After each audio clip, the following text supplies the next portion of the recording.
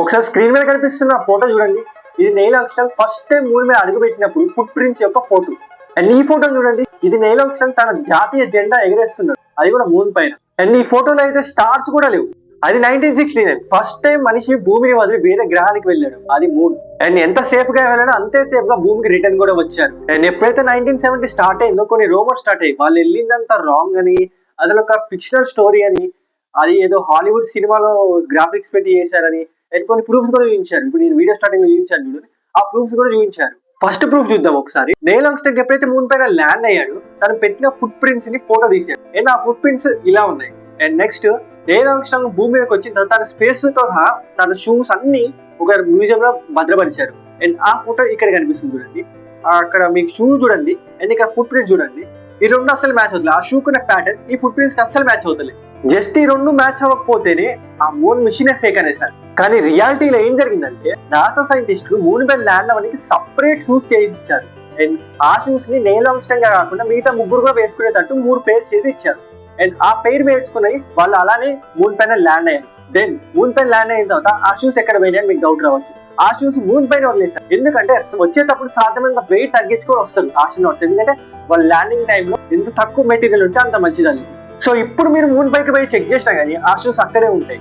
And ఇంకొంతమంది చూపించిన second proof చూద్దాం. సెకండ్ ప్రూఫ్ ఏంటంటే, ఎప్పుడైతే వాళ్ళ యుఎస్ఏ జెండాని మూన్ పైన పాతారో అది రెపరెపలాడుతుంది. మీరు వీడియో గమనించవచ్చు, ఆ ఫ్లాగ్ అనేది రెపరెపలాడుతుంది. అండ్ ఆ ఫ్లాగ్ ఊగుతుందంటే అక్కడ ఏదో గాలి ఉన్నట్టే కదా, కానీ చంద్రుడి పైన గాలి లేదు. మరి ఎలా ఇది ఫేక్ స్టోరీ అని దాంతో రిజల్ట్ ఇచ్చేస్తాడు. ఇక్కడ రియాలిటీ ఏంటంటే, ఆ ఫ్లాగ్ పైన ఒక హారిజంటల్ ఒక రాడ్ పెట్టారు. గమనించండి ఇమేజ్ లో, ఇలా హారిజంటల్ ఒక రాడ్ ఉంటది, ఇలా ఒక రాడ్ ఉంటది.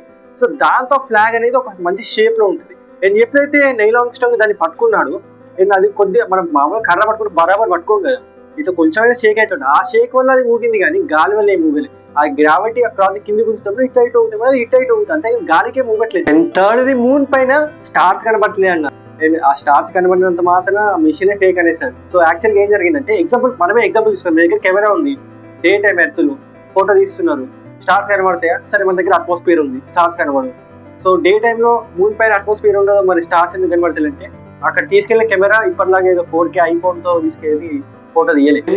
మూన్ పైన వాళ్ళు వెళ్ళింది డే టైం, ఫోటోస్ తీసుకుని కూడా మూన్ పైన డే టైం లోనే. సన్ వచ్చినప్పుడు ఆ మూన్ పైన రిఫ్లెక్షన్ అయ్యి ఆ స్టార్స్ అనేది చాలా తక్కువ బ్రైట్నెస్ కనబడతాయి. అండ్ వాళ్ళ దగ్గర ఉన్న కెమెరా ఏమి ఐఫోన్ కాదు కాబట్టి సో ఆ బ్లర్ గా అయిపోయింది, ఇంకా స్టార్స్ కూడా కనపడలేదు. కాబట్టి ఇప్పుడు తీసుకెళ్లి ఐఫోన్ తీసుకెళ్లి ఇప్పుడు ఫోటో తీస్తే మంచిగా కనబడతాయి స్టార్స్. అండ్ వాళ్ళు తీసిన కెమెరాలో కూడా బ్రైట్నెస్ ఆప్షన్ ఎక్కువ ఉంది.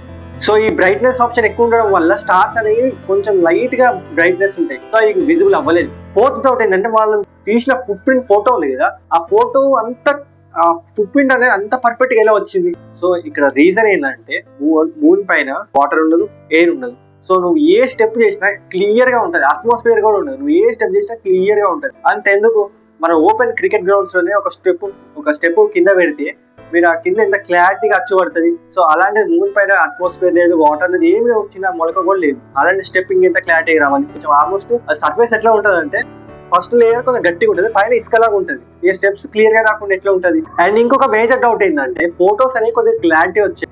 సో అది ఎందుకు వచ్చిందంటే, మూన్ పైన మనకున్నట్టు అట్మాస్ఫియర్ ఉంటుంది, ప్లస్ మనకు ఉన్నట్టు పొల్యూషన్ కూడా ఉండదు. అలాంటప్పుడు కెమెరా అనేది కొంచెం క్లారిటీ ఎక్కువ కనబడుతుంది. అఫ్కోర్స్ స్టార్స్ అనే బ్రైట్నెస్ సంబంధం ఉంటుంది. ఈవెన్ కొంచెం దూరంగా నుంచి తీస్తే ఆ స్పేస్ సూట్ పైన ఉన్న నాసా ఇమేజ్ కూడా కనబడుతుంది. సో ఇవన్నీ చూపించి నాసా చేసిన మిషన్స్ ఫేక్ అని చెప్పారు, కానీ ఇవన్నిటికీ వెనకాల ఉన్న బ్యాక్గ్రౌండ్ స్టోరీ ఇది. సో ఇదేమి నాసా చేసిన ఒక స్క్రిప్టెడ్ సినిమా ఏం కాదు, ఒక హ్యూమన్ చేసిన సక్సెస్ఫుల్ ఎక్స్పెరిమెంట్ అని చెప్పాలి.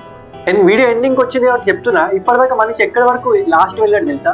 మూన్ దాటి ఇప్పటిదాకా మనిషి వెళ్ళదే లేదు అసలు. సో ఇంకా దూరం ప్రయాణించాలి, మనిషి ఇంకా డెవలప్ అవ్వాలి టెక్నాలజీ పరంగా కోరుకుంటూ, ఈ వీడియో మీకు నచ్చితే లైక్ చేయండి, షేర్ చేయండి, కొంచెం హాఫ్ నాలెడ్జ్ ఉన్న వాళ్ళకైతే బాగా షేర్ చేయండి, సబ్స్క్రైబ్ చేసుకోవడం మర్చిపోకండి. Thank you for watching.